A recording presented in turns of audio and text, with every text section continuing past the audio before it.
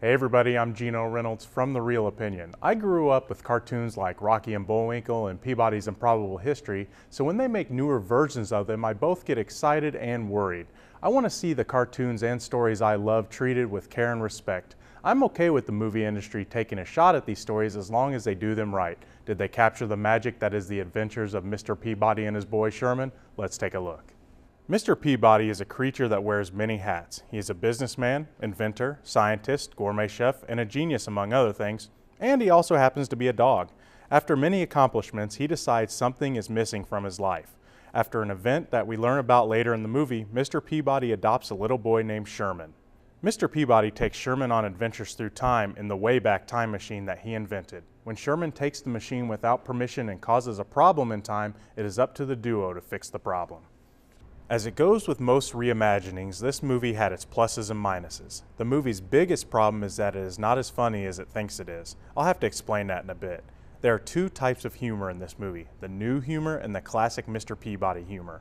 While the Peabody humor worked and worked very well, the rest of the movie's humor was hit and miss.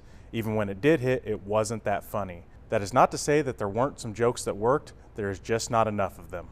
Now, the classic humor is where the movie shined in the comedy department. This film was full of one-liners that were delivered beautifully by Ty Burrell as Mr. Peabody. It is his performance that kept me interested in this movie until the very end. Burrell had the timing and tone of Mr. Peabody down perfectly, which helped to keep the story feeling like the classic cartoon.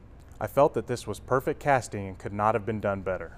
The movie surrounding the time travel plot wasn't anything really original, but I liked it because it dealt with both bullying and being who we truly are. It also focused on what it is to be a parent as well. All the subplot points work pretty decent for this story.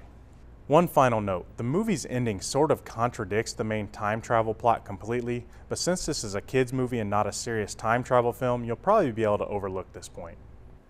While I would have liked this movie to be a lot funnier, I really appreciated its handling of the classic humor. If it would not have gotten this part right, this movie would not have worked. Ty Burrell's perfect performance as Mr. Peabody alone makes this one at least worth a rental. But remember, it's only just one guy's opinion. I'm Geno Reynolds from The Real Opinion. Until next time.